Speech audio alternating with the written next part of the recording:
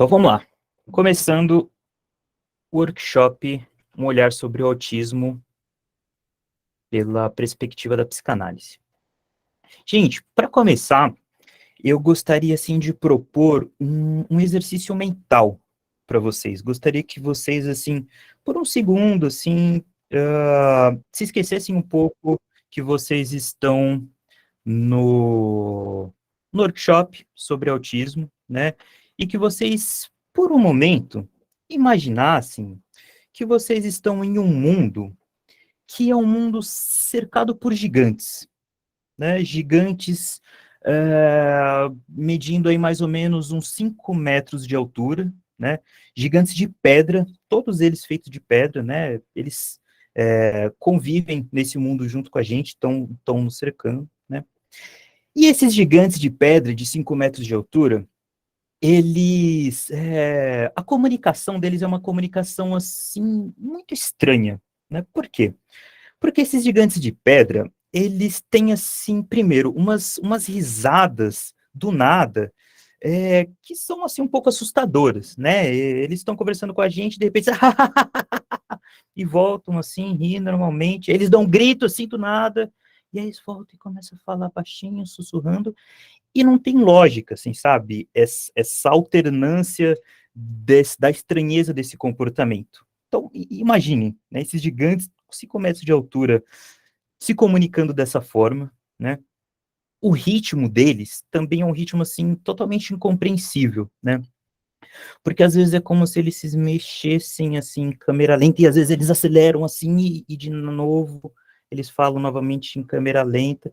Às vezes eles estão falando em câmera, eles estão se movendo em câmera lenta, só que a fala deles está super acelerada, assim, é uma coisa super estranha. Então, imagina, né, a estranheza que não causa, né, esse cenário, né, tá diante de seres assim como esses, né. Os movimentos deles, assim, são erráticos, são bruscos, é uma coisa, assim, que não dá para prever, né. Às vezes eles saem correndo do nada, às vezes eles pulam, esticam os braços e voltam a conversar com vocês. Então, assim, totalmente estranho, né, uma coisa totalmente maluca. E que eles não chegam a machucar a gente, sabe? Nós que não somos gigantes, né? Eles não chegam, assim, a agredir, a ferir a gente, né? Só que existe uma agressividade latente, né? Existe uma agressividade nessa maneira de agir, né? Por mais assim que eles não estejam ferindo corporalmente a gente, eles têm essa maneira que é visivelmente agressiva, né? Imaginem esse cenário que vocês estão agora nele. Diante desse cenário, que é meio assustador, né, que é meio estranho, eu queria que vocês percebessem que é assim que os autistas se sentem. É nesse mundo que eles se sentem, né? É nessa dinâmica aí que eles vivem, né? Então, essa é uma imagem aí para conseguir meio que elucidar um pouco para a gente a nossa dificuldade de entender como é que os autistas se sentem, por que que eles têm essa característica de serem assim tão fechados no mundo deles, né? A gente vai voltar depois mais nessa imagem, mas vamos começar é, tem, tendo aí esse exercício de se colocar em um mundo como esse, que seria um mundo, assim, próximo de como eles se sentem no nosso mundo, né? Só que, assim, essa imagem, ela meio que varia também para cada autista, né? Essa experiência desses gigantes de pedra, ela é um tanto escalonada, um tanto gradativa, assim, né? Porque, assim, primeiro, depende um pouco do percurso de vida daquele sujeito, né? Por exemplo, um adulto autista que já está mais bem adaptado às demandas, né? O que o mundo cobra dele, um autista que até não transparece tanto o seu caráter autista, ele provavelmente tem essa experiência um pouco mais atenuada, né? O que não significa que ele não sinta isso, né? O que ele não sinta isso em alguns momentos, né? Que ele não sinta isso em um grau um tanto mais reduzido, né? Isso também vai variar de sujeito para sujeito, né? Um autista assim que está mais fechado no próprio mundo é um autista que a gente pode considerar que está experimentando essa dinâmica desses gigantes de pedra de maneira assim mais profunda, de maneira mais viva, né? Só que isso também depende assim de cada momento da vida da pessoa, né? Ou seja, vamos pensar em um sujeito que tá tendo aquela estereotipia de ficar batendo as mãos no ouvido, né? Tem autista, assim, que tem uma estereotipia de ficar se apertando, assim, né, se espremendo, que é quase a imagem de um sujeito tentando entrar dentro dele mesmo, né? Ele se espreme, assim, nessa tentativa de entrar o máximo possível em si mesmo, né? E sair desse mundo ameaçador, né? Um autista que não está fazendo tanto contato visual é um que a gente pode considerar que está vivendo de maneira mais intensa essa experiência, né? Então, assim, para a gente visualizar isso que eu estou falando, essa imagem, né, esse mundo desses gigantes de pedras, vamos visualizar, assim, alguns exemplos, né? Eu vou mostrar para vocês agora, deixa eu colocar aqui, o vídeo de uma autista, que ela tem um canal lá no YouTube, tá? Essa autista, para quem já deve ter visto ou ter assistido, deixa eu mostrar aqui para vocês.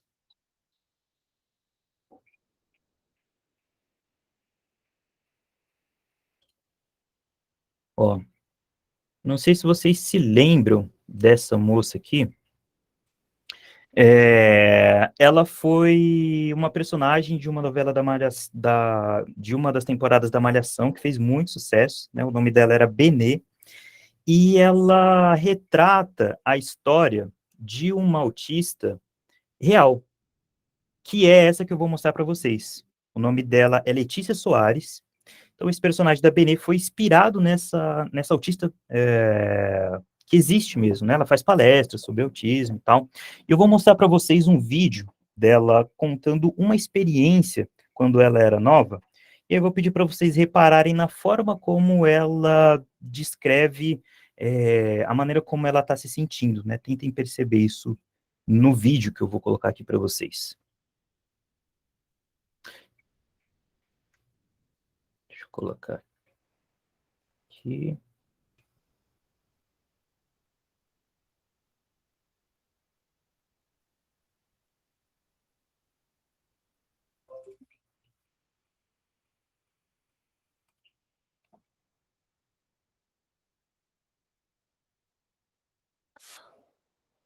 Tá saindo som, gente?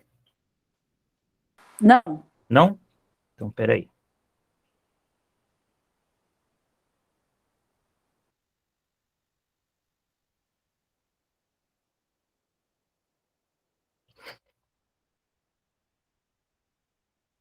Dei uma olhada. Tá saindo som agora?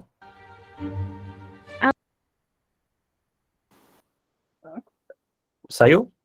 Saiu. Beleza. Sim. Então vamos lá, videozinho bem curto, de 2 minutos. Vamos ver, Letícia Soares. O canal dela também tá lá, tá na lista. Alô, alô, Planeta Kepler chamando, Planeta Kepler chamando. Essa é mais uma edição do Diário Astroaventura, de Letícia Soares, onde tudo pode acontecer. Oi, eu sou Letícia Soares e eu sou autista. Eu queria contar pra vocês um pouquinho dos meus momentos. Quando eu era criança, eu adorava desenhar embaixo da mesa. Eu ficava desenhando o tempo inteiro. Eu sempre estava embaixo da mesa desenhando com giz de cera. Eu fazia um monte de desenhos que eu nem lembro, mas eram legais os meus desenhos. Eu tinha uns 3 anos de idade, mas eu fiquei fazendo isso por vários anos e eu ainda adoro entrar embaixo da mesa. As mesas são como esconderijos secretos. Elas são escurinhos e tem várias cadeiras em voltas para ninguém ver a gente. Como eu sempre olho para baixo, eu sempre vejo a perna das pessoas que estão conversando comigo. E quando é uma amiga muito querida e que eu tenho vontade de demonstrar carinho, a primeira coisa que vem na minha mente é abraçar a perna dela. Mas eu nunca fiz isso até hoje, mas sempre tenho vontade, porque é o que eu estou vendo, então eu tenho vontade de abraçar. Não consigo demonstrar carinho às vezes. Às vezes eu consigo e às vezes não. Quando eu consigo, eu dou logo um abração bem grande. Quando eu não consigo e eu estou olhando para a perna dela, dá vontade de dar um abraço aí. Eu já pulo logo no chão, mas elas nem sabem que é esse o motivo. Eu quero demonstrar carinho. Então, se um dia vocês me verem eu abraçando a perna de alguém, não se assustem, eu só estou querendo demonstrar carinho. Logo, logo eu farei mais vídeos sobre aventura, aventura com autistas, para postar no canal para vocês assistirem. E em abril eu farei um monte de palestras. Se inscrevam no meu canal para não perder nenhum vídeo e aventuras com autistas. Até a próxima! Muito bacana, muito bacana. Deixa eu mostrar aqui para vocês também rapidinho.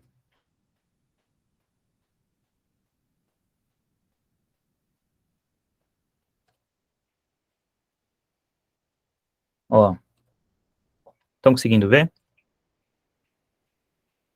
Opa, estão conseguindo ver? Aqui é uma foto dela com a atriz, né, que fez o personagem inspirado nela mesmo. Bem legal.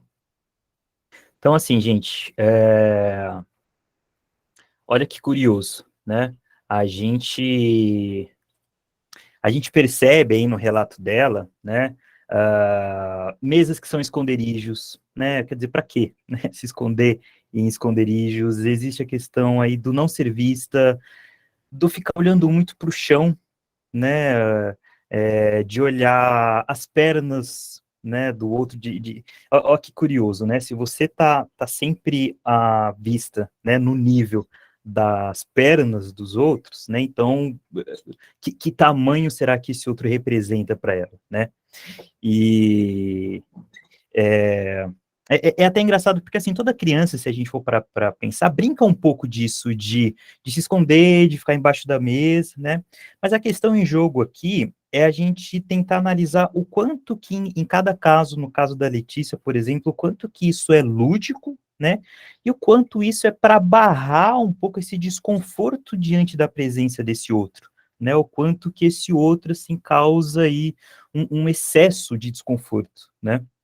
Então, o canal da Letícia aí tem vários exemplos muito interessantes. Acho que quem atende autista é, assim, obrigatório você estar sempre ouvindo sobre o autista pela própria voz deles, né, diretamente por eles, né.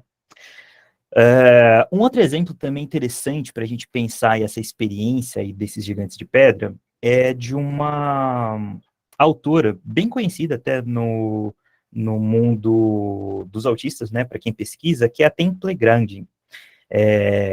Eu vou falar bastante sobre ela. O que eu vou falar está aqui nesse livro aqui, ó. Uma Menina Estranha, Autobiografia de uma Autista. Infelizmente está esgotado, tá? Esse livro, você vai encontrar ele só na estante virtual, um pouquinho salgado, acho que está na faixa aí de uns R$ 200. Mas quem tiver muito, muito, muito interesse, tem ainda lá para comprar, tá? Então, nesse livro, tem passagens assim que ela fala que quando iam pegar ela no colo quando ela era criança, sempre, né? Sempre que iam pegar ela no colo, ela se enrijecia toda, assim, né? Ou seja, esse nível de apreensão, né, que ela sente pela presença do outro, pelo toque do outro, né? Ela falava também que durante as crises dela, principalmente na escola, assim, que era momentos em que ela estava cercada aí por mais pessoas, por mais crianças, né? Nesses momentos de crise, ela sempre tentava imaginar uma caixa, assim, em volta dela, protegendo ela, né? Então, de novo, né? O tanto de artifícios aí que esses sujeitos precisam criar para dar conta desse insuportável que é a presença do outro, né? Nesse livro aí da Temple Grande, a gente tem uma série de exemplos sobre isso, né? Que eu atendi, que elucida também um caráter muito.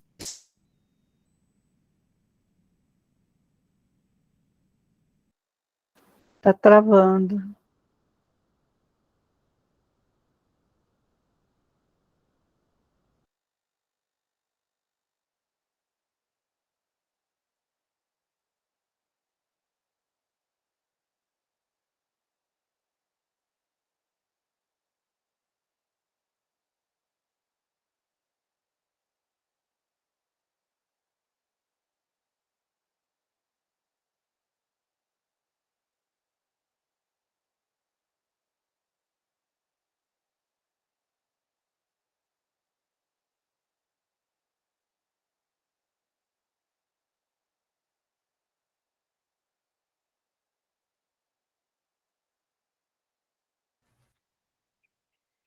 Oi, voltou, né? Aí, Voltou. tá chovendo aqui um pouquinho, aí falha um pouquinho o sinal. Então, era um paciente adulto que eu atendia, já chegou para mim com esse diagnóstico de autismo, ele não fazia contato visual, mas ele entendia tudo que a gente falava para ele, né? Só que a gente perguntava alguma coisa, tentava puxar assunto, ele dava um sorriso assim, abaixava a cabeça e ficava, né? Daquele jeito. Mas ele entendia o que a gente falava para ele. E aí, a minha postura de início foi a de propor para ele que a gente poderia conversar sobre o que ele quisesse, mas a gente também poderia ficar em silêncio e não falar nada, se assim ele também quisesse, né?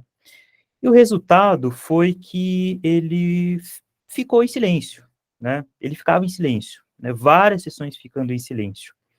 E ele ficava, assim, 30 minutos sem falar nada, 40 minutos sem falar nada, e aí eu chegava a perguntar para ele, assim, algumas sessões, falar, ó, fulano, você quer encerrar mais cedo a nossa sessão? Quer continuar até o final? E ele falou, não, quero continuar até o final.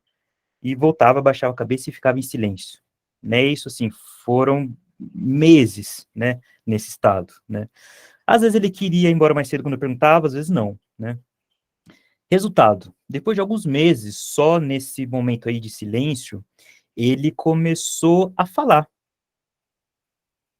começou a falar, até que um tempão, assim, depois, ele já tinha essa fala ininterrupta dos autistas, né, essa fala frenética, frenética, frenética, que não pergunta nada pra gente, fala sem parar e fala muito, né, só que isso depois de muitos meses em silêncio, né, então esse é um caso, assim, que mostra o quanto que é importante pra gente, psicólogo, pra gente, psicanalista, perceber o quanto que a nossa presença, só a nossa presença, já causa um desconforto muito forte para o sujeito, e o quanto que esse primeiro momento da análise precisa apenas estabelecer um lugar em que ele suporte a presença do outro, né? Isso pode parecer uma coisa muito simples, pode parecer uma coisa, às vezes, até um tanto banal, mas é o terreno que precisa acontecer para que qualquer tratamento seja possível, né? Esse paciente, ele consegue mostrar o quanto que ele primeiro só precisava suportar essa presença do outro, quanto que ele precisava aguentar estar ali diante de alguém que não demandava nada para ele, não cobrava nada dele, não tentava arrancar nada dele, né? A gente pode pensar também em situações em que o sujeito, ele se morde e ele morde o outro, né, e aí a gente levanta a questão o quanto que isso é ou não uma forma de afetar o outro, né, já que esse outro, ele é invulnerável, ele é de pedra, ele é inatingível, como que eu consigo afetar ele? Né, afetar nos dois sentidos, né, tanto no sentido de causar afeto no outro, quanto no sentido de machucar mesmo, de poder ferir o outro, poder sentir que eu também posso ferir o outro, né? Então, o morder, que para a gente pode parecer algo assim extremo, para eles pode ser a única possibilidade, né? De tocar o outro, de afetar o outro de alguma forma, né? A própria questão da sensibilidade aos ruídos, né?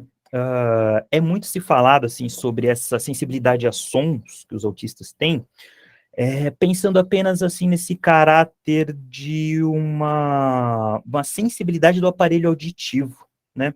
Só que aí a gente observa que existem autistas, existem situações em que um barulho alto não incomoda.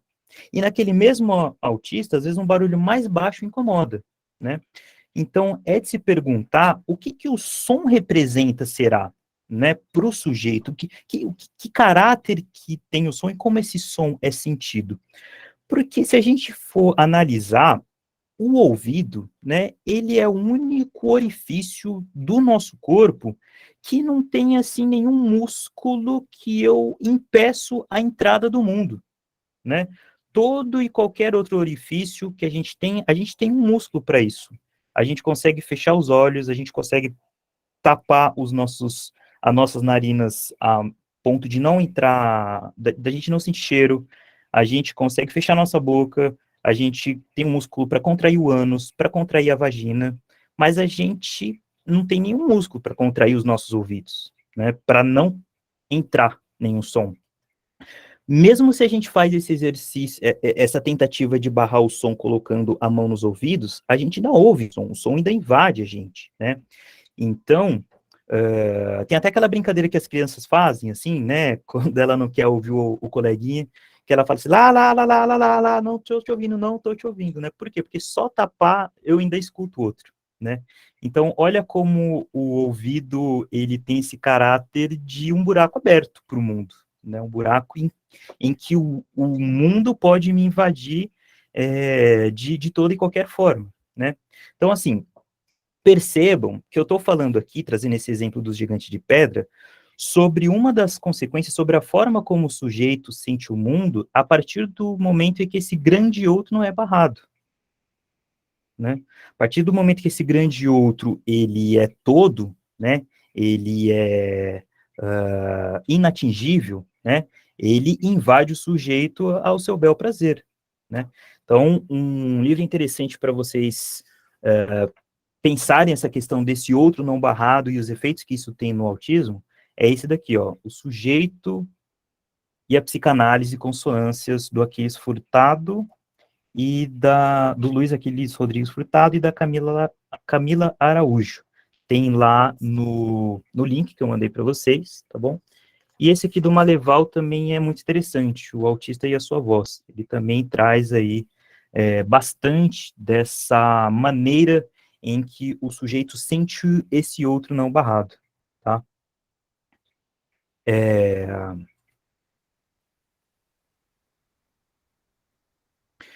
Ok.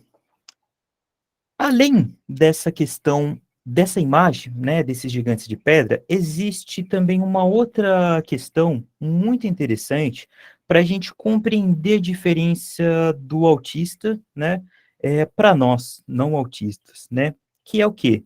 A identidade, né? A identidade, ela consegue demonstrar bem aí essa diferença entre um autista e um não autista, né, na forma como ele se relaciona com o outro, como ele se relaciona consigo mesmo, né? Por quê? Porque se a gente for parar para pensar, a identidade de um não autista, né, de um neurótico, ela é um tanto consistente, né? Ela é um tanto bem delimitada, um pouco do que a gente chama de personalidade, né? Ela é um pouco bem fechada em si mesmo, né? No autista, não. No autista, a gente percebe que o que sustenta a identidade, né, o que estrutura a identidade, o que é condição para a identidade, no autista, está um tanto em aberto, né?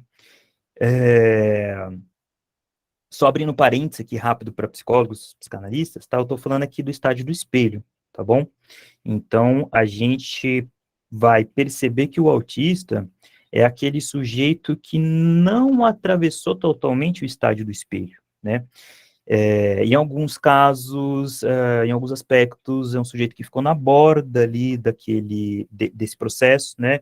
Em outros, a gente pode pensar em um sujeito em que esse estágio do espelho está incompleto, não está totalmente finalizado, né? Então, à medida que eu for falando aqui sobre identidade, vão fazendo o link com essa questão do estágio do espelho e vão percebendo como essa questão corre em paralelo, tá?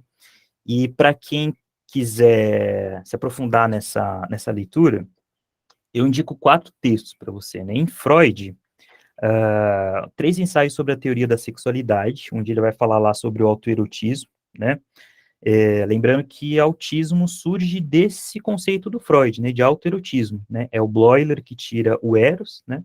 Então, o que vocês lerem lá sobre autoerotismo, correlacionem com o autismo e pensem que esse sujeito é um sujeito onde há uma predominância de autoerotismo, né? É isso que se passa no autismo. Então, em Freud, vocês têm os 3 ensaios. Em Lacan, vocês encontram já no seminário 1, no comecinho lá, ele traz o caso Dick, e ele pensa toda a questão imaginária no caso Dick. No seminário 11, que ele fala sobre a alienação, também dá para pensar como que está essa alienação ao outro no caso do autista.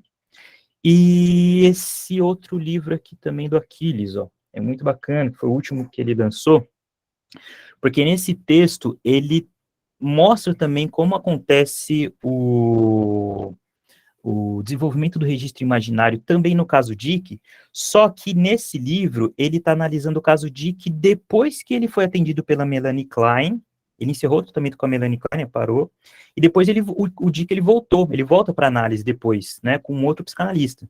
E nesse livro ele mostra aí como esse caso traz muita luz sobre o registro imaginário, sobre o estágio do espelho nesse caso, né? Então é um livro também muito bacana para pensar isso, tá? Tô fechando parênteses, voltando, né? Gente, se a gente for parar para pensar, né, o que compõe uma identidade, né, uma identidade de um sujeito não autista, né, talvez não seja assim muito óbvio, né? Só que a identidade, ela não é criada do zero, né, originalmente, né? Quando a gente pensa em identidade, vale aquela máxima de nada se cria, tudo se copia, né? Então a gente pode perceber que a matéria-prima que a gente usa para formar a nossa identidade, para constituir, ela é o quê? Ela é o reflexo do que a gente vê no outro, né? Essa é a matéria-prima do qual a gente constitui nossa própria identidade, né? Ela é uma cópia, né? São várias cópias, né? Ela é, assim, um quebra-cabeça com várias peças de diferentes lugares, de diferentes pessoas, de diferentes identificações que a gente teve na vida, né? Não só identificações, como situações que a gente se simpatiza ou que a gente abomina, né? Quando a gente vê algo detestável, a gente pensa, eu vou ser o oposto disso, né? Então, também é um resultado de uma cópia ao negativo, ao inverso, né?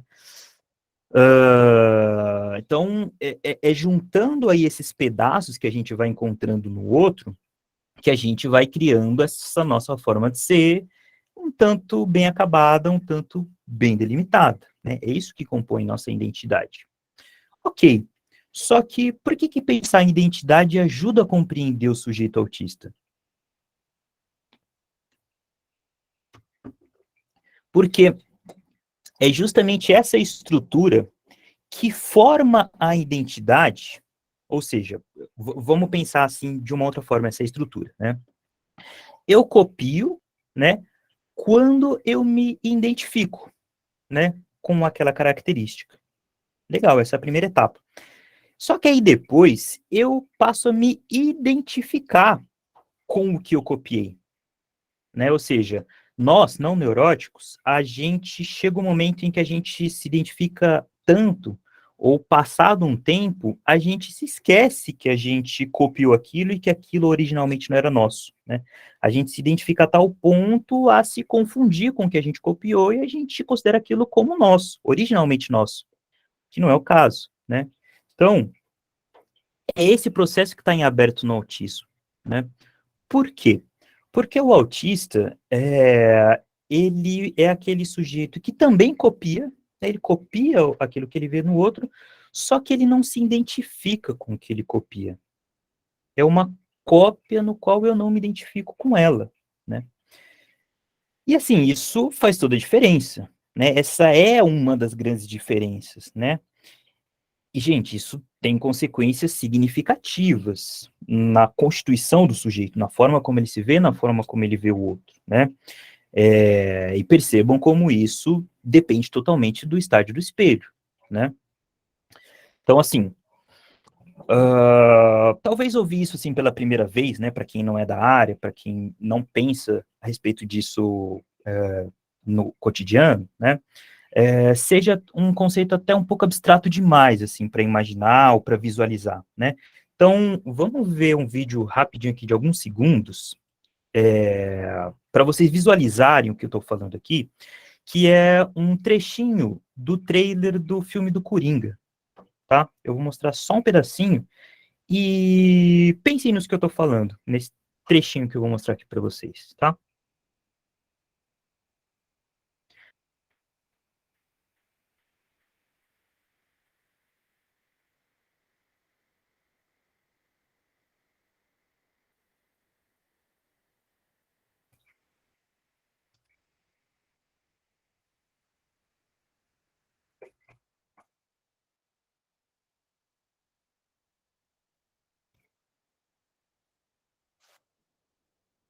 Peraí que eu vou colocar no momento exato, que é a parte que a gente precisa. Estão conseguindo ouvir, né? Saiu o som aí, né?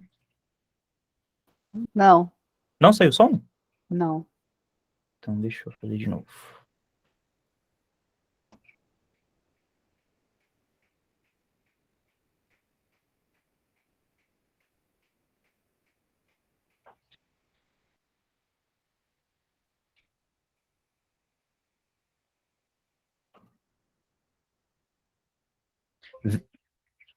Vem...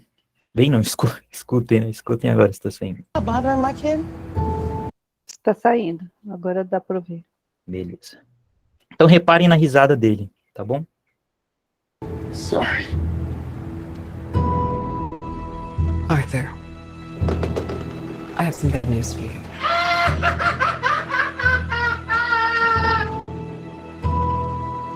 This is the Sentiram o que eu tô tentando trazer para vocês? Deu para perceber o ato, né, de alguém que copia com excelência, convincente até. A gente nem sabe, assim, às vezes diferenciar, né? Mas eu não me identifico com o que eu estou copiando ali, né? Então, é um exemplo micro, né, um comportamento que está presente, assim, o tempo todo no autista, né? É um sujeito que copia muito, né, pelas cobranças, pela demanda, pelo que o mundo exige dele, mas não se identifica muito com o que copia. Copia mais para uma boa convivência mesmo ali, né, para uma boa relação com o mundo, né? Só que, assim, isso tem consequências enormes, né, na constituição do sujeito, e isso começa ali no estágio do espelho, né? Então,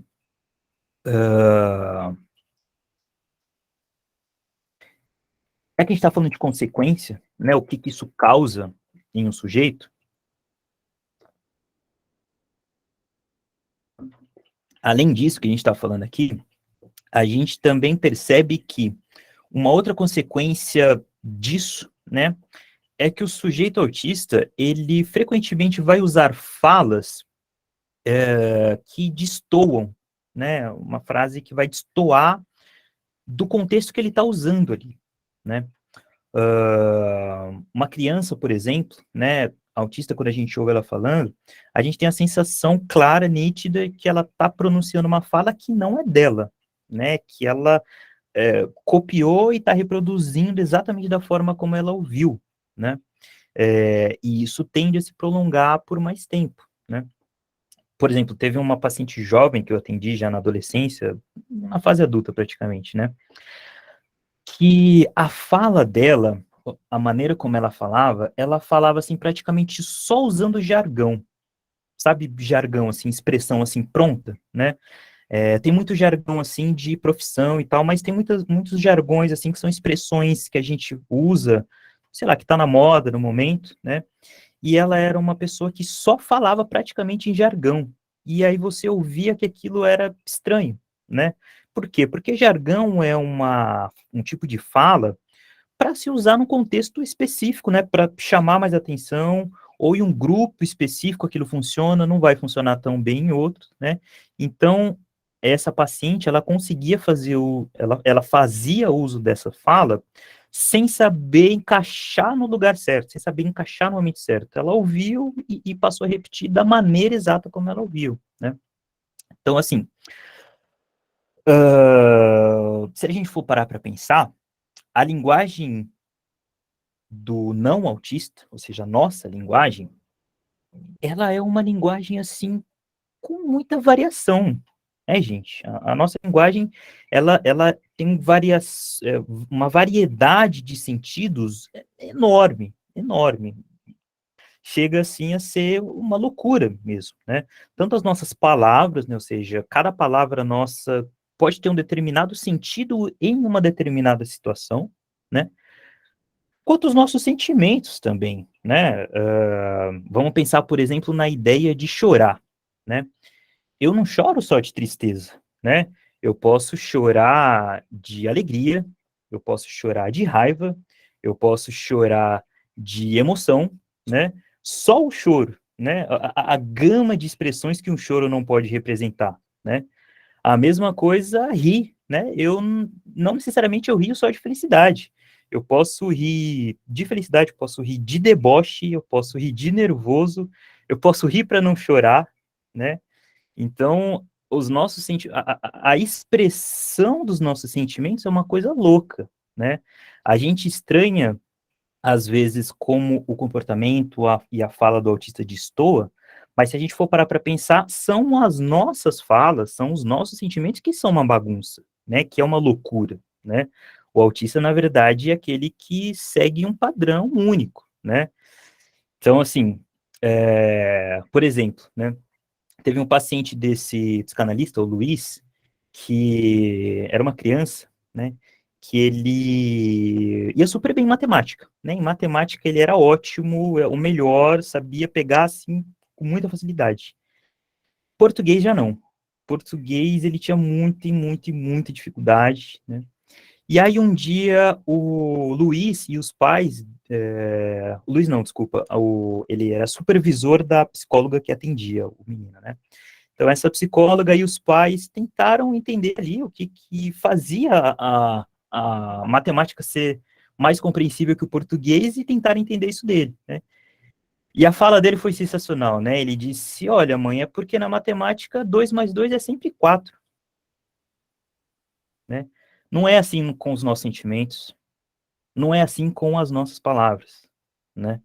Então, a imagem que eu trouxe para vocês dos gigantes de pedra, tão erráticos, tão alternados, tão inesperados, é para tentar dar conta disso, né? O nosso mundo não autista é assim. O deles não. O deles é um mundo constante, muito mais constante. O nosso é que é essa bagunça incompreensível, né?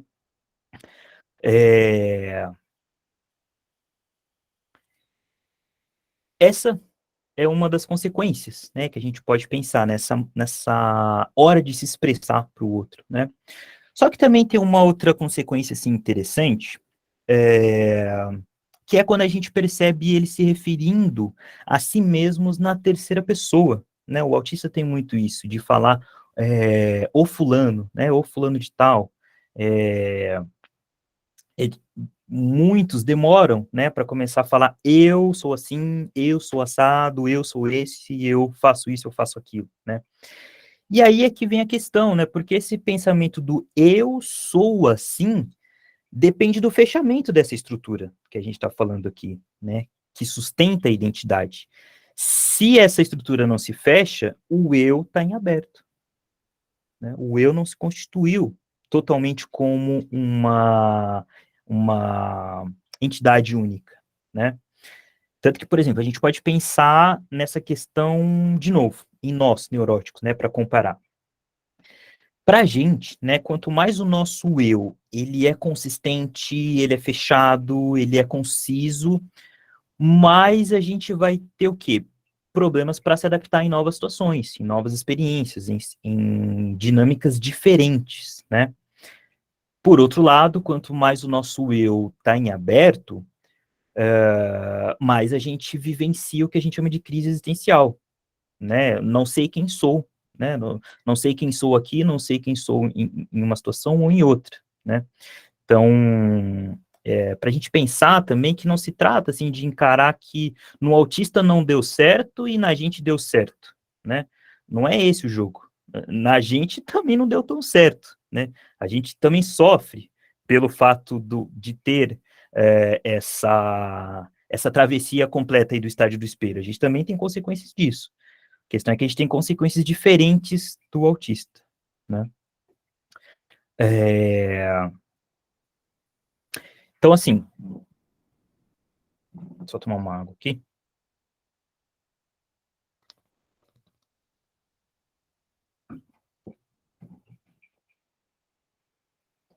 Se a gente voltar rapidinho de novo, né, para a questão do estádio do espelho, né, e trazer isso para uma questão conceitual, mais, né, rapidinho para o pessoal da psicologia, a gente está falando também dessa indiferenciação do eu e do outro, né, é um eu e o outro que não está bem delimitado, não está bem separado, não está bem diferenciado, né, até mesmo porque vamos se lembrar que é essa alienação ao outro que vai permitir que o sujeito estabeleça um eu, né? Sem esse processo de alienação ao outro, eu não constituo eu, né? Essas fronteiras que separam o eu e o outro ficam em aberto. E aí, qual que é a consequência desse outro indiferenciado com o eu? O sujeito sentir-se invadido, né, constantemente por esse outro, né? Ou seja, essas fronteiras estão abertas, não estão bem delimitadas, né? Esse, desculpa, esse sujeito que se refere a si mesmo na terceira pessoa, consequência desse eu em aberto, né?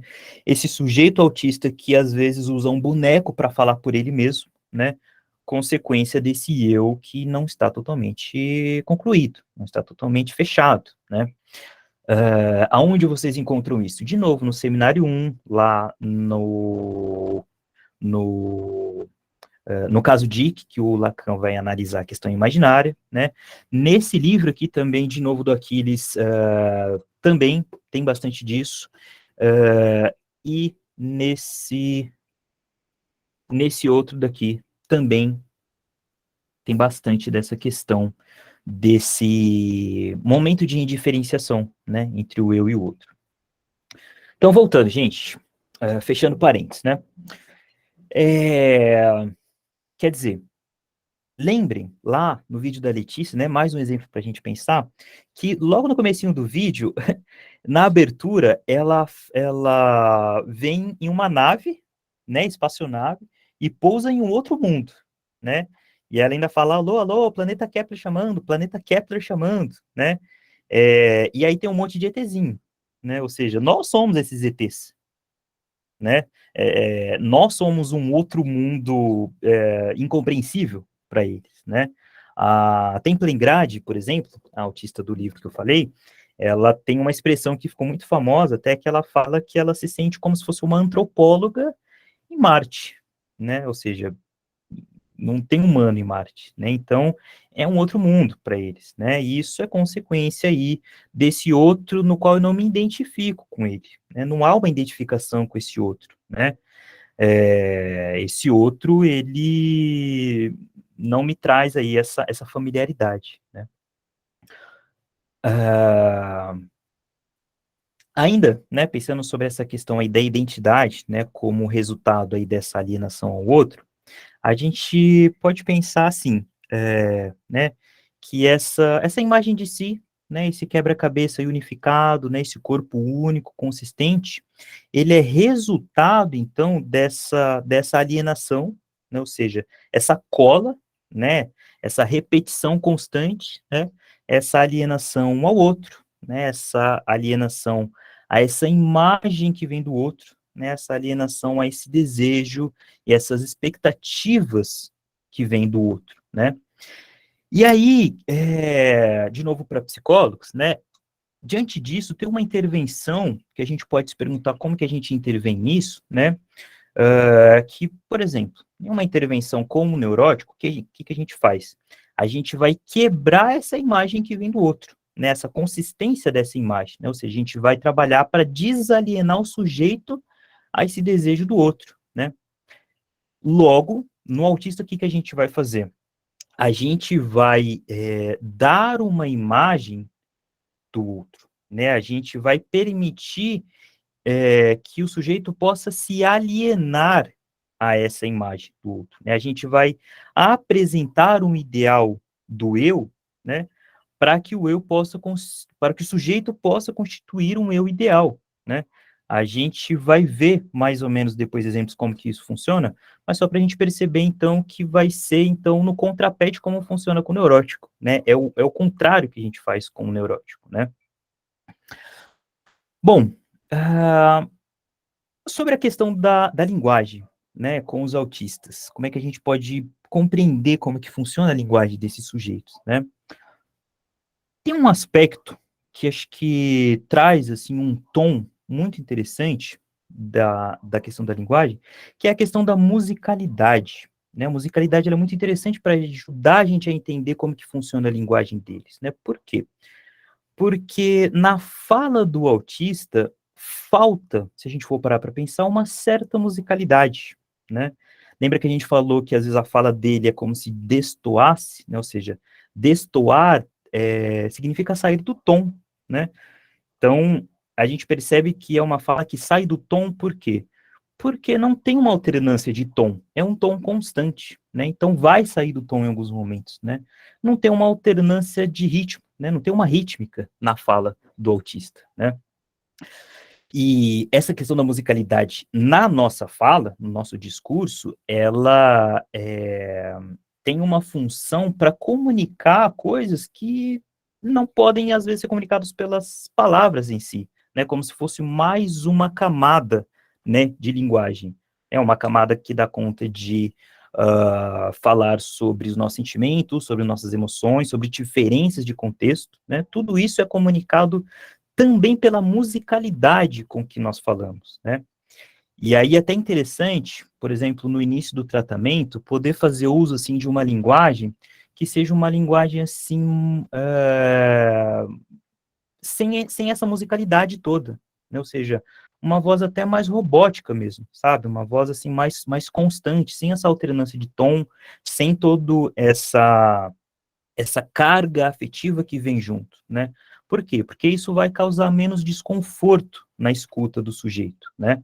Se a gente voltar, por exemplo, dos gigantes de pedra, a gente pode pensar que é como se fossem gigantes menos erráticos, né? Menos imprevisíveis, né? Menos alternados, né? E tem um caso, né, que acho que traz, assim, um exemplo interessante dessa questão, que deixa eu só colocar aqui, voltar aqui.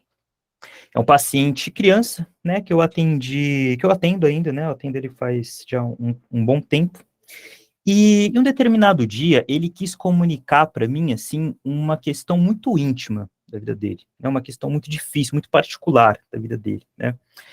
E a forma como ele encontrou para conseguir comunicar isso é que foi muito interessante, né.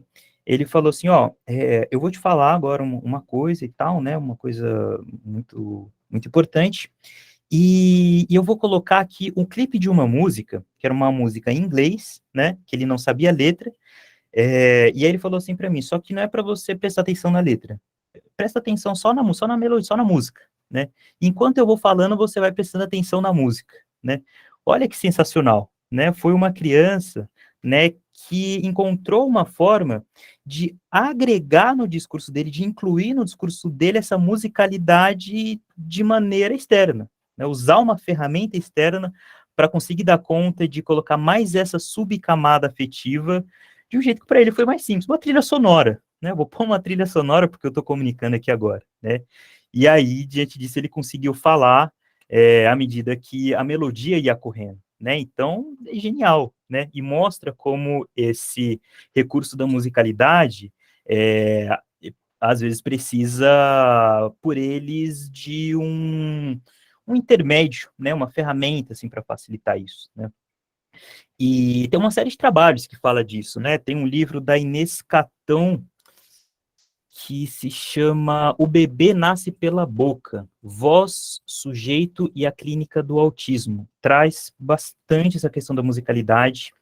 Tem um artigo do Luiz Aquiles que eu estou mandando para vocês. Tem uma conferência de um psicanalista francês chamado Jean-Michel Vivaz, que eu também estou mandando. E tem um artigo do Jean-Michel Vivaz com a Inês de Castro, que eu também estou colocando lá no Drive para ampliar essa questão da musicalidade, tá? E assim, né, gente, já que a gente está falando de linguagem, a gente não pode se esquecer que a gente está fazendo uma tradução de uma linguagem, né? Assim como eles também estão fazendo uma tradução da nossa linguagem para a linguagem deles, né? Eles, na verdade, estão fazendo isso o tempo todo, né? A gente faz só quando a gente está conversando com eles, com algum autista, mas eles fazem isso o tempo todo, né? E já que a gente está pensando em tradução, é sempre muito importante a gente lembrar da dificuldade que é, às vezes, a gente conseguir fazer essa transição, assim, de um termo, de uma língua para outra, né? Tem termo que, às vezes, a gente traduz ao pé da letra e não transmite bem a ideia, né? Não transmite bem o conceito, não transmite bem o jargão. Então, é interessante a gente conseguir se propor a sempre poder fazer essa revisão dessa linguagem que a gente acredita já ter traduzido em cada sujeito, né? Ou seja, sempre poder deixar, assim, um pouco em aberto, né? Até mesmo porque essa linguagem a gente tomou conhecimento há muito pouco tempo, né? Em 1908 que o Bloyle traz aí essa ideia do autismo, né? Então, eu acho interessante a gente não ter essa postura, assim, definitiva, de falar, ó, isso está acontecendo por causa daquilo, isso daqui significa isso, né? Às vezes, os pais, às vezes as escolas, né, tem essa necessidade mesmo de tentar entender, ó, isso é por causa daquilo, isso funciona por causa disso, e eu acho interessante a gente não fechar sempre, sabe, a compreensão. A gente sempre propor aí essa revisão de, olha, é possível, provavelmente tem a ver com isso, mas talvez não se trate só disso, né? Poder deixar em aberto para que a gente não feche aí essa compreensão e acabe tendo aí uma definição incompleta, às vezes errada, né? Do que eles estão comunicando para a gente, né? Outra questão importante também, gente, eu estou correndo um pouquinho no tempo, porque eu vi que a gente já comeu um tempo bom aí, então eu vou tentar dar uma adiantada a mais aqui, tá? Dar uma apressada a mais. Então, outra questão importante também para a gente tentar pensar como que funciona no caso do autista é o caso aí das estereotipias, né? Então, assim, falar em estereotipia de maneira precisa é muito difícil, né? Porque, assim, ela pode acontecer, assim, em uma série de contextos diferentes, né? Em contextos tanto externos quanto internos, né? É interessante que a gente tire da nossa imaginação, da nossa compreensão, essa ideia de que a estereotipia significa sempre um estado de sofrimento para o sujeito, né? Pode acontecer em estados de desprazer, né? Por exemplo, quando o autista ele percebe que ele não está sendo compreendido, né? Quando ele está falando e ele percebe que o outro não está entendendo, é muito comum começar uma estereotipia, né? Muito, muito comum, né? Então, quando ele está diante de uma frustração muito forte, pode acontecer. Mas também pode acontecer diante de um prazer muito forte, né? De uma empolgação muito forte, né? Até porque, se a gente for parar para pensar, prazer e desprazer nem sempre é algo assim tão bem delimitado, né? Porque quando a gente fala em ansiedade, o que é ansiedade? Ansiedade é uma coisa boa ou é uma coisa ruim? Se eu estou ansioso com algo, né? Então, eu gosto de pensar a estereotipia como algo da ordem de uma intensidade, né? Que pode ser desprazerosa, pode não ser, e pode ser algo que nem caiba também necessariamente nessas duas terminologias, nessas duas compreensões, né? Então, eu vou trazer algumas palavras da Temple Grad para a gente visualizar um pouco, né, essa questão de como que o sujeito se sente, né, e por mais que o ponto que eu vou ler aqui não se trate exatamente de uma estereotipia, né, mas a gente também não pode perder de vista o fato de que as estereotipias elas se transformam, né, no decorrer do tempo, né, aquilo que compõe uma estereotipia, ela vai ganhando também outras formas, conforme o sujeito vai tentando se adequar mais à vida em relação com nós, né, neuróticos. Então, vejam o que ela diz aqui, ó, as palavras dela, né, seja qual for a razão, eu gostava de girar meu corpo, ou fazer rodar moedas e tampas de lata, horas e horas a fio, intensamente entretida com o movimento da moeda ou da tampa que girava. Não via e nem ouvia nada. As pessoas à minha volta tornavam-se transparentes. Olha que interessante. E nenhum som se intrometia em minha fixação naquele momento. Era como se eu fosse surda. Olha que bacana, né? Nem mesmo um barulho forte e repentino conseguia me assustar ou fazer-me sair do meu mundo, né? Então, acho que isso traz, assim, a questão para a gente do quanto que a estereotipia, ela não pode servir, assim, meio que como uma barreira para o mundo, né? O momento que eu barro um pouco o mundo, né? Por exemplo, vamos pensar num autista que está fazendo esse movimento e fazendo algum grunhido. Olha que interessante. No momento que eu faço grunhido e que eu bato minhas mãos e olho só para mim e tento entrar em mim, eu não ouço mais o mundo, né? Então, é uma observação interessante para a gente fazer do quanto que uma estereotipia não tem um pouco esse caráter de silenciar o mundo, né, de fazer com que eu me desligue do mundo, né, e aí nós, né, enquanto sujeitos que estamos diante ali desse outro sujeito, nesse momento de tentativa de se desligar da gente, o que a gente faz, né, uma questão ética para cada momento ali, né.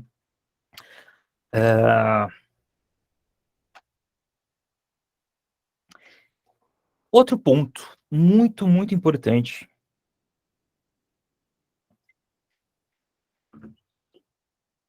principalmente para psicólogos, para psicanalistas, é a questão da proximidade entre autismo e psicose, né? Por quê? Né? Primeiro, o termo autismo, ele já surge como um sintoma da esquizofrenia, né? Bloiler, ele dá esse termo como, não como um transtorno independente, não. Primeiro surge como um sintoma da esquizofrenia, né? Um sintoma da psicose, né? Segundo, né? Alguém pode até perguntar assim, poxa, mas próximo da psicose, mas não tem alucinação no autismo, né? Não tem delírio no autismo, né? Só que assim, vamos se lembrar que o critério diagnóstico na psicanálise, né, o que dá o caráter do critério diagnóstico na psicanálise, não é a presença ou não de delírio, né? Até porque a psicanálise, ela não vai diagnosticar por sintoma, né? O neurótico, ele pode ter delírio, assim como um psicótico pode não ter delírio, né? Então, para a psicanálise, não é o sintoma que vai ser o diferencial para um diagnóstico, um critério diagnóstico, né? Até Bloiler falava isso, né? Os clássicos já falavam isso, né? O que vai dar esse critério diagnóstico na psicanálise é a posição que o sujeito vai ocupar em relação à linguagem, né? Por exemplo, se a gente pegar Freud, né, o Freud ele dizia que o critério diagnóstico para esquizofrenia é o ato de tomar as palavras como coisas, né? Então, é uma questão para a gente pensar sempre, em cada caso, sobre essa proximidade entre autismo e psicose, né? E terceiro ainda, né, é interessante a gente pensar a alucinação não como uma percepção de um objeto que não existe, né? Lacan já apontava isso lá no Seminário 1, que essa definição de alucinação, ela não é muito precisa, né? O que dá, na verdade, o caráter do delírio, que dá o caráter da alucinação, na verdade, é o sentimento de realidade, né? Ou seja, é essa sensação de uma realidade extremamente consistente, extremamente incontestável, né? Por isso que a gente fala que ela é da ordem do real, né? Porque é aquilo que se apresenta como o mais real para o sujeito, né? Por isso que a gente fala em uma certeza delirante, né? Então, é muito comum a gente ver um paciente psicótico, né?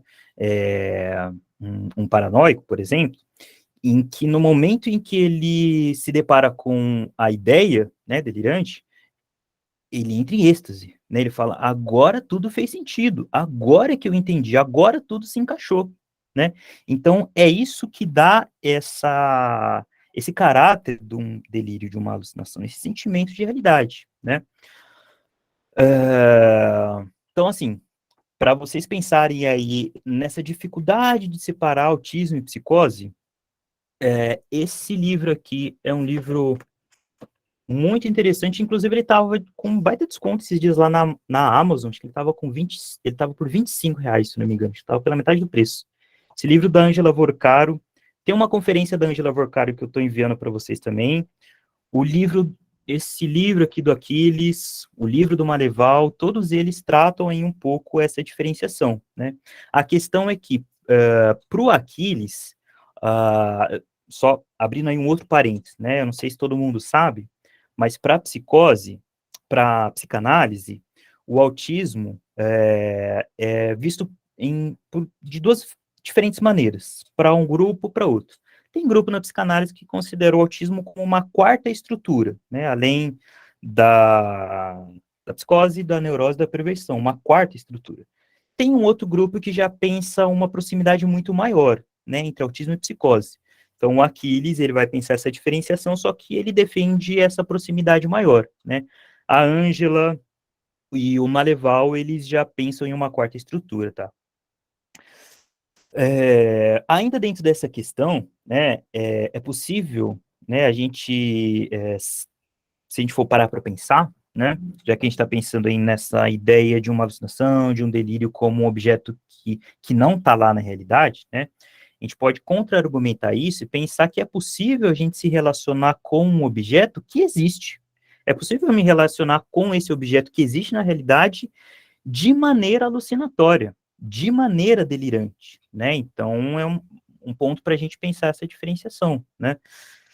E aí, uma questão aí que muitos psicanalistas vão levantar é o quanto que, em alguns casos, o hiperfoco, a maneira como o sujeito estabelece o seu hiperfoco, pode ou não se tratar dessa relação alucinatória com esse objeto, né?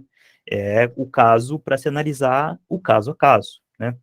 O caso Dick, por exemplo, nesse livro aqui que o Aquiles analisa quando ele já está sendo atendido na fase adulta, ele mostra como o Dick, isso é muito interessante, né? Como o Dick apresentava muitas características de esquizofrenia, né? Ou seja, muitos momentos em que ele tomava as palavras como coisas, né? É um livro bastante interessante para pensar essa questão aí, né?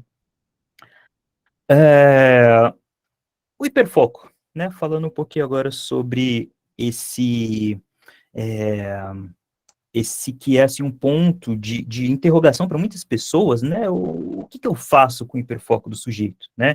Eu tento reduzir, eu não tento, eu tento desviar o hiperfoco, eu tento diminuir, o que eu faço com isso, né? Olha, eu acho que é interessante, antes de mais nada, a gente levar em consideração que o hiperfoco, ela é uma ferramenta para o sujeito, né? É uma ferramenta que o sujeito vai usar para intermediar a relação dele com o mundo, né? Nessa biografia aqui que eu vou sortear para vocês, tem muitos exemplos disso. É muito interessante, assim, como o Jung Choi, ele enxerga o mundo pela música, né? Que é o hiperfoco dele. Então, é interessante a gente tentar compreender o mundo de cada autista e ver o quanto que ele não enxerga o mundo pelo hiperfoco, através do hiperfoco, né? Porque, assim, um dos discursos, né, uma das ideias de tentar tirar um pouco o hiperfoco, é porque pode causar a impressão de que o sujeito, quando ele está imerso ali naquele objeto que ele ama tanto, né, pode parecer que o sujeito ele não tem interesse em se relacionar com o outro, que o autista é um sujeito que ele não quer se relacionar com o outro, né, que ele quer apenas ficar ali inserido no hiperfoco dele, né. E eu posso dizer que não. Eu posso dizer que na minha experiência com autistas, eu observo o contrário disso, né. Tinha um paciente que ele tinha um hiperfoco em filmes antigos, né, e ele entrava na sessão, falava, assim, sobre filme do começo ao fim, ininterruptamente, sem parar, não perguntava a minha opinião, acabava a sessão, ele dava tchau e ia embora, né. Outra sessão, a mesma coisa, ele falava, assim, sem pausa, sem deixar eu comentar nada, acabava a sessão e ia embora, né. Pode ficar a sensação de que ele não tem interesse, assim, em criar um vínculo, uma relação comigo, né. Mas aí que interessante, né, a mãe desse paciente um dia me fala, né, que ele estava desabafando um dia lá para ela, dizendo que ele tem muita, muita, muita vontade de se relacionar com as pessoas, de se conectar com as pessoas. Só que a única forma que ele sabe é falando de filme. Ele não sabe uma outra ponte para o outro que não essa, né? Então é interessante a gente pensar o hiperfoco como essa ferramenta que o sujeito tem, né, que é uma ferramenta mais a ser polida, mais ajudar o sujeito a polir essa ferramenta do que tirar essa ferramenta dele, né, porque tem uma função na vida do sujeito, né. Tem um outro trechinho aqui interessante da Temple Grande, né, que ela fala aí sobre como ela vivenciou isso, né, na vida dela, que ela diz o seguinte, ó: as fixações podem ser canalizadas para fins construtivos. Remover a fixação pode ser uma imprudência. Os maus hábitos reprimidos dão lugar a outros maus hábitos, e com as fixações ocorre a mesma coisa. Mas transformar uma fixação numa ação positiva pode ser compensador. Então, a Temple Grande foi uma autista que vivenciou na vida dela, nesse percurso, ela se deparou com pessoas que ajudaram nesse sentido, né, de fazer o hiperfoco dela ser direcionado a favor dela, né, ou seja, a fixação, o hiperfoco, ele pode sim levar a uma comunicação melhor, né, desde que a gente possa aí fazer o uso de maneira mais interessante disso com o sujeito, né, porque ela também diz o seguinte, ó: a fixação num determinado assunto pode levar à comunicação.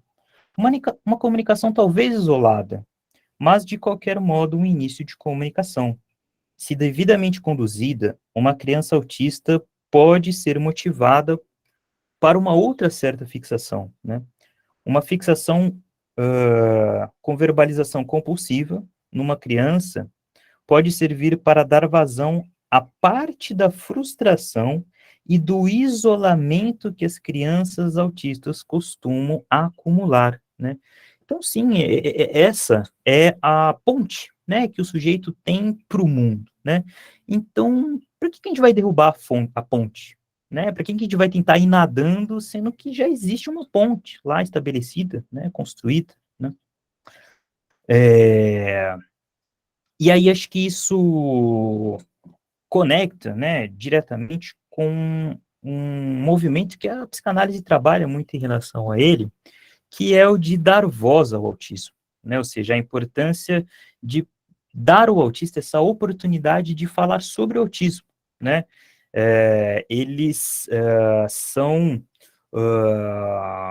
se a gente for parar para pensar, uma das principais fontes que a gente tem sobre o autismo, né, dar voz ao autista, dar voz à família também, né, sobre o autista, porque assim, se a gente for pensar nessa característica do autismo, que é se fechar no seu mundo, né, então é natural, às vezes um processo até natural, o profissional acabar caindo, assim, em um movimento de, olha, pode deixar que eu sei o que é melhor para você, né, pode deixar que eu sei qual é o melhor tratamento para você, né, e essa é uma questão interessante para a gente discutir, né, a gente tem aí um discurso, né, quase que predominante, né, já passou, inclusive, até no Fantástico, falas de médicos colocando que o método ABA, o método TEACH ou métodos comportamentais são os únicos indicados para o autismo, né, então, se a gente for parar para pensar, é uma fala impositiva,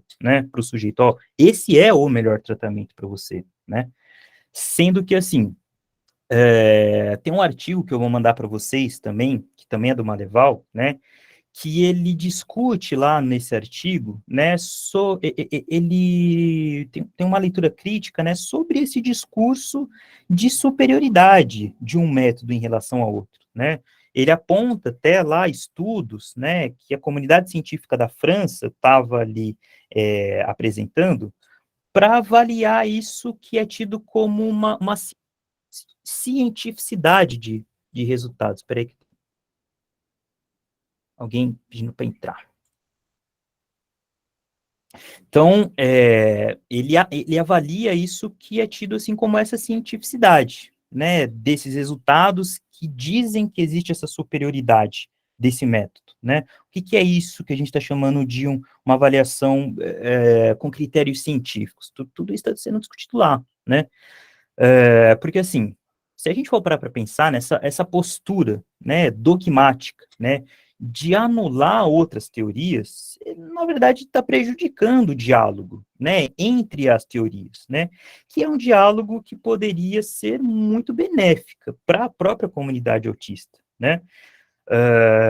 Tanto que nesse artigo ele também mostra lá como tem muitas práticas da TCC que sofreram influência da psicanálise, né? Ou seja, muitos métodos, muitas situações em que os terapeutas, né, da TCC, eles adaptaram o método deles ali pensando em uma atuação mais particular, né, compreendendo melhor a personalidade de cada sujeito, a individualidade de cada sujeito.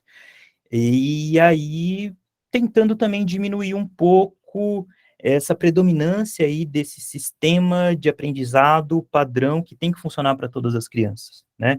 Então, se a gente for analisar, isso é uma influência da psicanálise, né, que trabalha com essa ciência do particular, a ciência do individual, né? Porque, assim, a psicanálise, ela não ignora, né, a cognição no autismo, né? Então, também seria interessante que as práticas cognitivas também não ignorem a personalidade do sujeito, né? Tanto que o Lacan vai escrever na tese dele de 32, é justamente essa crítica que ele aponta que na psiquiatria falta uma teoria sobre a personalidade do sujeito, né? Então, assim, a psicanálise, ela não está defendendo o monopólio contrário, né? A gente não está defendendo que, na verdade, a psicanálise que é superior e que tem que ser aplicada em todos os autistas e que ela é a melhor.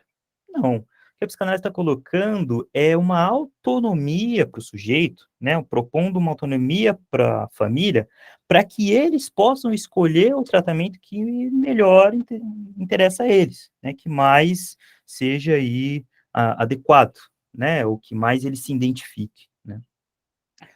Bom, caminhando agora já para a gente encerrar, deixar vocês poderem descansar, poderem dormir,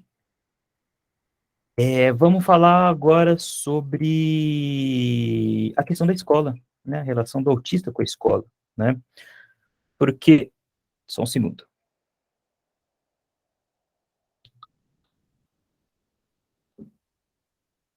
Porque, assim, para a escola, eu acho, assim, muito interessante ela poder se questionar sobre a essência da educação, né? O que que é a essência da educação, né? O que que é a base da educação, né? O que que fundamenta a educação, né? O que que a educação não pode deixar de ser, de maneira nenhuma, né?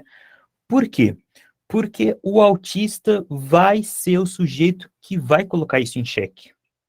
O autista vai ser aquele sujeito que vai problematizar, né, aquilo que a escola tem como uma estrutura central da educação, né?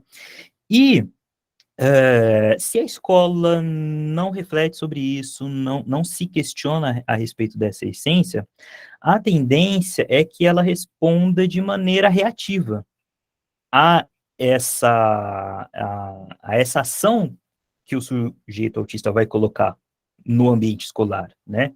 Então, assim, se a questão que está em movimento é a gente flexibilizar, né, a gente pensar em maneiras aí desse espaço poder se adaptar, ser mais maleável, ou se reestruturar, né, dependendo aí da essência, dependendo de como se pensa a essência da escola, para isso acontecer, essa autorreflexão precisa acontecer, né? Isso do que é a essência da educação precisa estar um tanto em aberto, né? E para a escola, eu indico bastante também esse outro livro aqui, ó, chama Sua Majestade o Autista, Fascínio, Intolerância e Exclusão no Mundo Contemporâneo. É uma tese de doutorado em educação, que tem a versão também em PDF da tese, né? O livro é uma versão dessa própria tese, né? Então, o doutorado eu coloquei para vocês lá no Drive, né? Acho interessante poder dar essa lida, porque tudo isso que eu estou falando aqui também é discutido lá, né? Com mais amplitude. Porque, assim, só tomar mais um pouquinho aqui de água.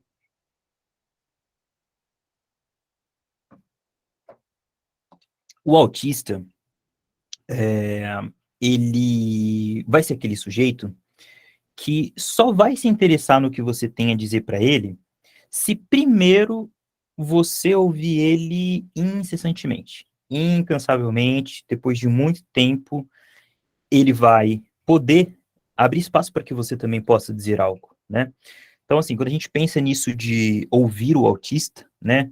Autistas que falam ininterruptamente, né? Crianças, por exemplo, né?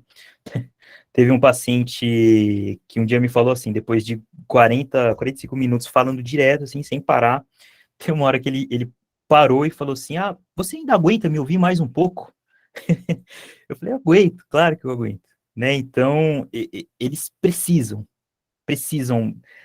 ter essa verborragia, né? Esse despejo de palavras, né?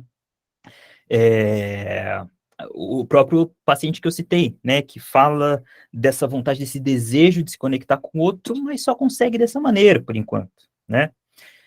E aí a gente pode se perguntar, tá, a gente está falando de ouvir autistas, mas é um autista que não fala, né, um autista não verbal. Olha, o que eu coloco como questão para a gente analisar é que existem milhares de maneiras de se ouvir um sujeito, né? Uma delas apenas é com as palavras, né? Existem muitas formas de se ouvir um sujeito, né? Muitas maneiras de estar ali escutando a presença dele, né? Então, cada caso vai demandar algo diferente da gente, né? Porque, de novo, pode ficar essa impressão de que eles não se importam em ter uma relação com a gente, né? Mas, de novo, pela minha experiência, eu percebo que se trata de tudo menos isso, né?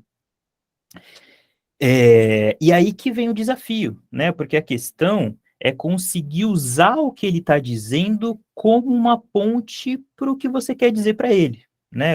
Isso é um desafio, né? Isso é algo para se refletir em cada caso.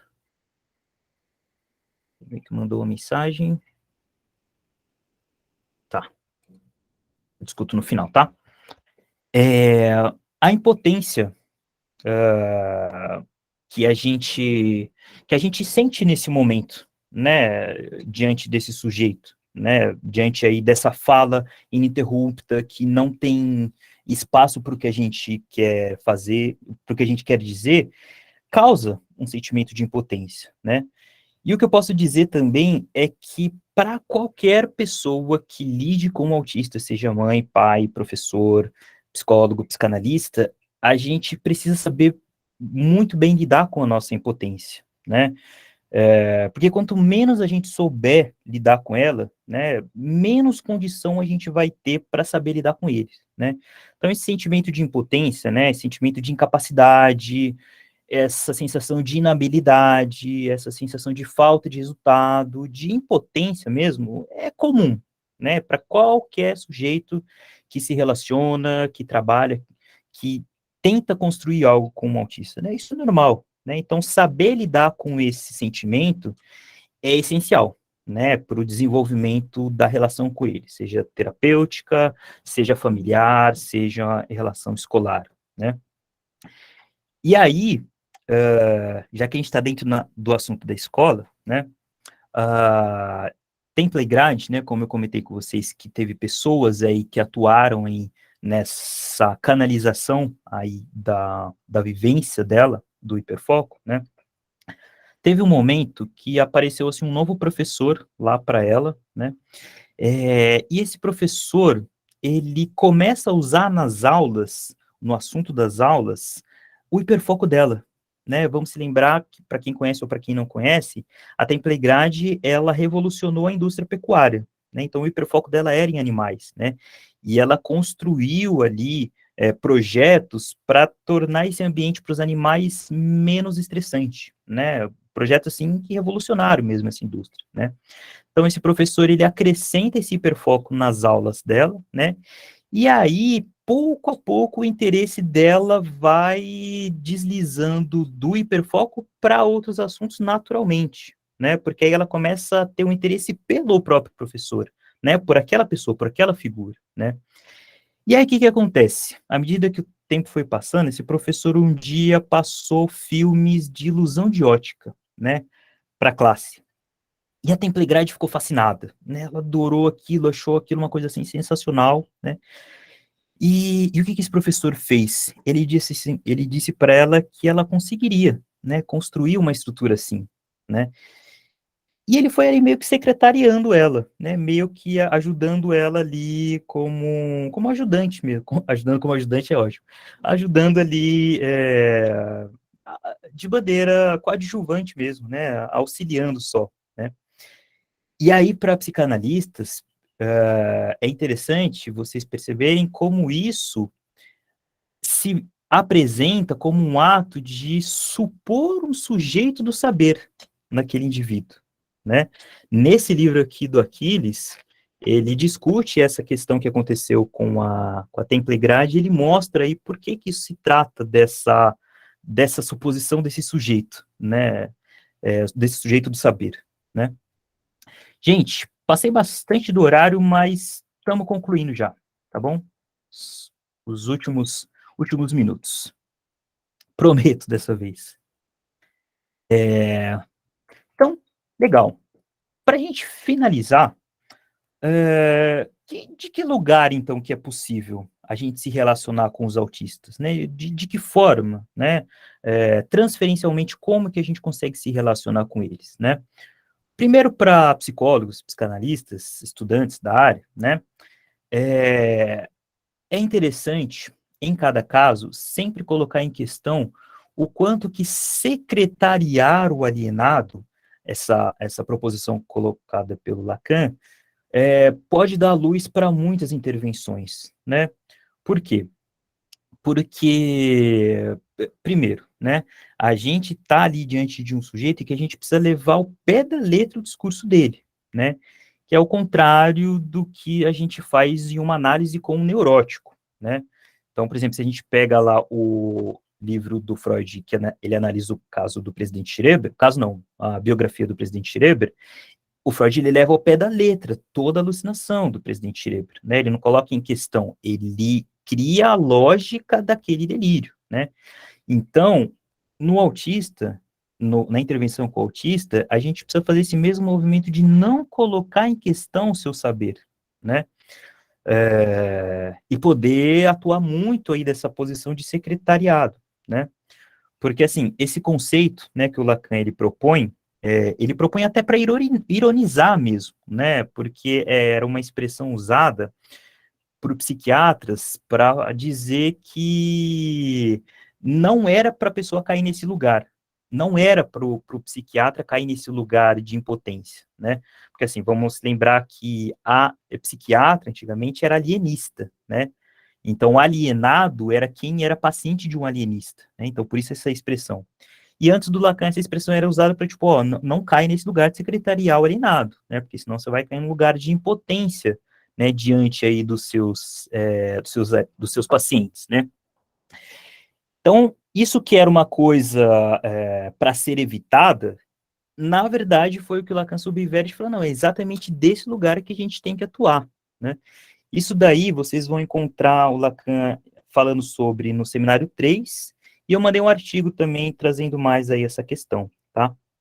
Então, assim, para a gente imaginar um pouco na prática, de maneira assim, bem caricata do que se trata isso, né?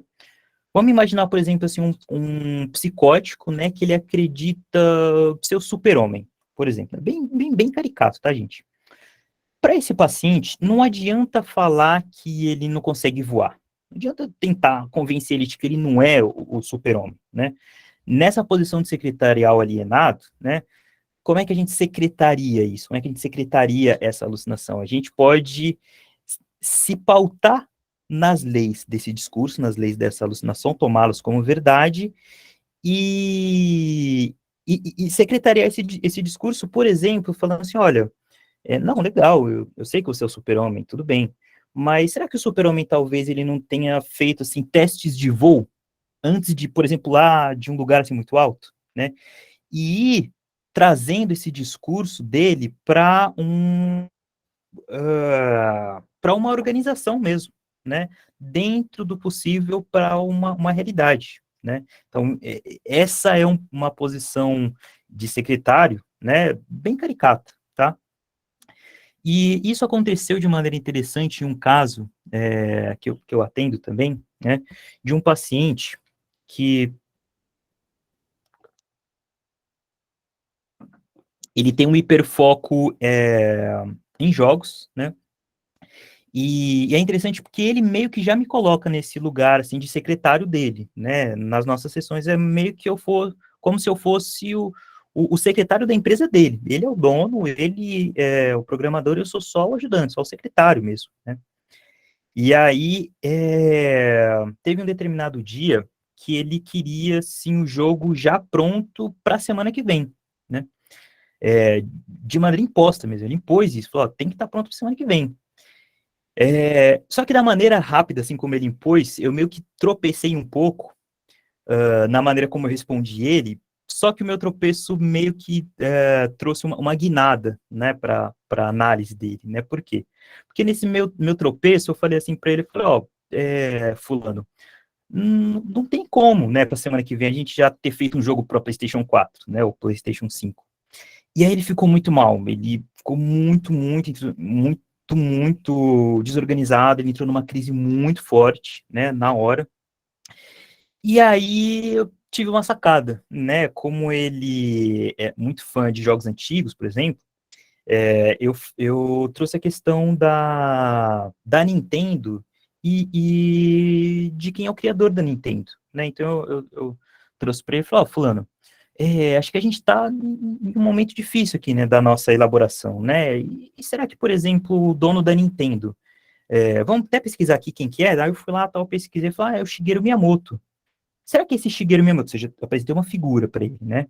Será que esse Shigeru Miyamoto, ele também não passou, assim, por momentos difíceis, né? Como a gente e tal, e não soube ali o que fazer?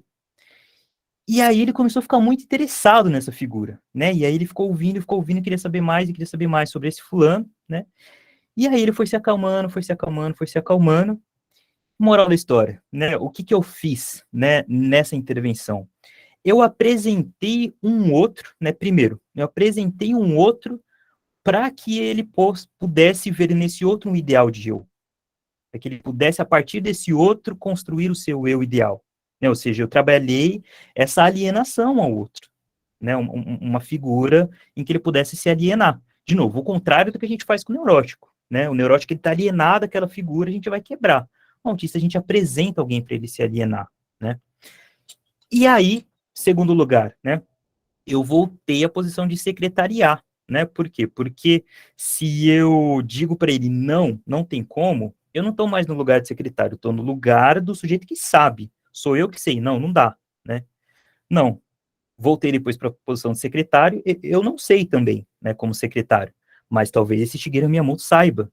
Vamos ver com ele, vamos tentar ler a biografia dele aí e ver o que a gente descobre, né? E aí ele se acalmou e aí essa figura se tornou aí uma figura de referência, né, para ele. Então, assim, para quem quiser se aprofundar nisso, eu mandei um livro que fala sobre esse lugar transferencial que a gente precisa ocupar na relação com o sujeito, né? Que lugar que é possível para o psicanalista ocupar na relação com o autista, tá? Agora sim, de fato, para finalizar mesmo agora, né? Voltando para todos, né? Trazendo um pouco isso aqui que eu estou falando de novo para todo mundo, né? Uma forma mais simples, né, da gente estimular essa formação da identidade, né, no autista, por meio dessa identificação com o outro que a gente falou, ela precisa acontecer em 3 etapas, né? Que 3 etapas são essas, né? O sujeito, né, ele precisa fazer o seguinte, né, o sujeito que vai se alienar, que vai criar uma identidade, o autista, né? O autista, ele precisa se perguntar, né, sobre o que será que o outro espera dele, que o outro pensa dele, né? Então são 3 etapas, né? Uma questão sobre o outro e sobre o que o outro deseja de mim, né? Porque se eu não me pergunto, se eu não tenho uma interrogação, se o outro não me gera nenhuma questão, isso nem começa, né? E essa questão tem que ser não uma questão qualquer, mas uma questão sobre o outro, né? O que será que o outro pensa de mim? O que será que o outro deseja de mim? É esse o processo de alienação, né? Ele passa por esse percurso. Como que a gente faz isso na prática, né? Como é que a gente desperta essa questão do outro sobre a gente, né? A gente pode ter falas para ele como, por exemplo, olha, sabe o que eu estava pensando sobre você? E deixa, né? Porque aí ele precisa gerar essa dúvida. O que será que você está pensando sobre mim? Se ele perguntar, aí você diz alguma coisa, porque o mais importante é ele se perguntar. Mais importante do que o que você vai dizer, ele se perguntar, né? Então, lançar para ele, né? Sabe o que eu estava pensando sobre você? Se ele se interessar, legal.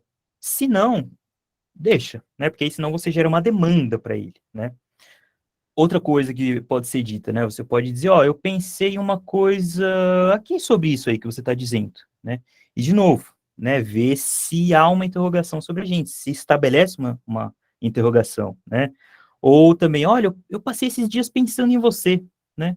Então, são formas aí de conseguir gerar esse processo do sujeito ficar se perguntando o que o outro pensa dele. Que nós, neuróticos, fazemos isso o tempo todo, né? A gente vive fazendo isso, só que o autista não faz, né? Então, de novo, né, o contrário do que acontece em uma análise com neuróticos, né? Porque o neurótico é ele que se pergunta o que o analista está pensando de mim, né? O que o analista acha de mim? Será que o analista gosta de me atender, não gosta? No autista, a gente tem que gerar essa questão nele, tá? Gente, é isso. Passei muito do que estava previsto aí no horário. Peço desculpas por tomar o tempo de vocês, tá? Vou fazer o sorteio agora, tá? Para liberar quem já estiver cansado, já quiser descansar. Já vou fazer o sorteio e aí depois eu abro para questão, comentário e dúvidas para quem quiser fazer. Certo? Então vamos lá. Vou colocar aqui. Ver quem vai ser o Felizardo ou a Felizarda. Estão conseguindo ver, né? Minha tela? Tá aparecendo aí para vocês? Tá aparecendo. Então, beleza. Então, vamos lá. Então, quando eu sortear, se a pessoa tiver, já fala, tá? Senão, eu faço sorteio de novo.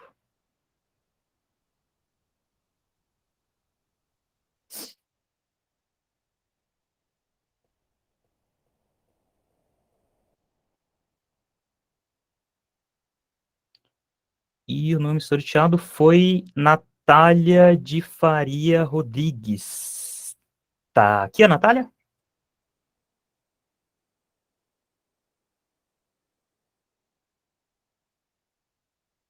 Natália? Não? Demorou muito, sorteia outra aí. Acho que a Natália não está presente, então vamos lá. Deixa eu ver se tem a opção de já ressortear aqui. Voltar para o sorteador. Pegar os nomes aqui novamente.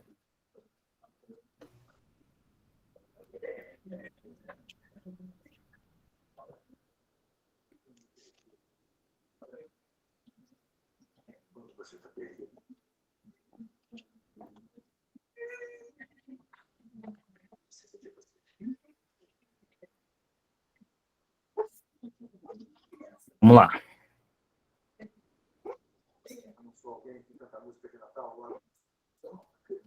Então, novo sorteado, Tainara Golfete Mendes. Tá aí? Tainara Golfete. Não? Tá Então, vou sim. voltar. Tá sim. Sim? Tá. Ela mandou nos comentários? Sim. Mandou. Beleza. Então, Tainara, me chama lá pelo WhatsApp, tá? Parabéns. Vou tá aqui seu livro embaladinho, tá? Me manda lá no Zap seus dados, seu endereço certinho, que eu vou enviar para você, tá bom? Gente, que bom que você ficou feliz. Você vai gostar bastante. É um livro, assim, lindo. Eu me emocionei em muitos momentos, dei risada, assim, em muitos momentos. E, para quem se interessar, é uma baita leitura aí. Gente, é isso. Agradeço muito aí a atenção de vocês. Se alguém quiser perguntar, se alguém quiser fazer algum comentário, fique à vontade.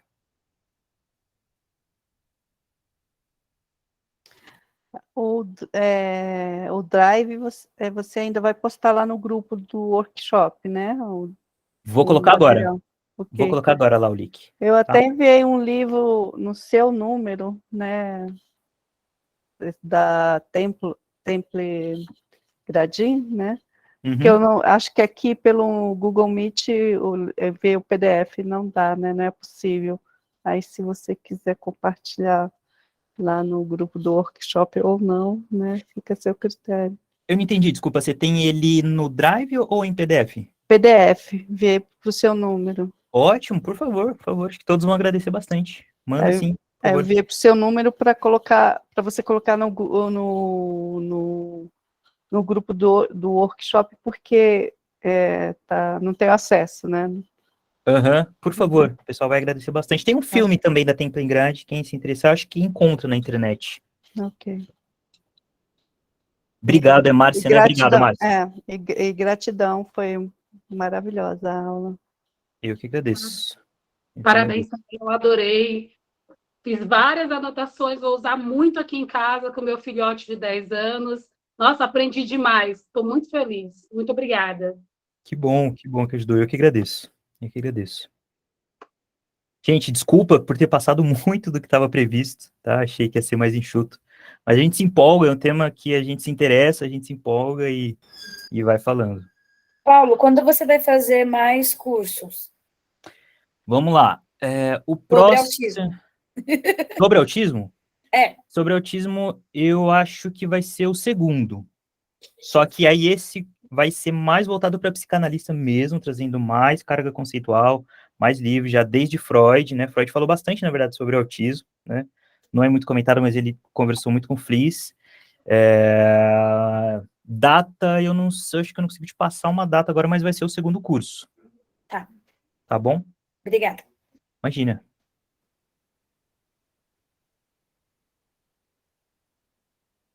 Obrigado, Ana Clara, obrigado. Bom, gente, então acho que se ninguém tiver mais nenhum comentário, não quiser trazer nenhuma dúvida, é isso.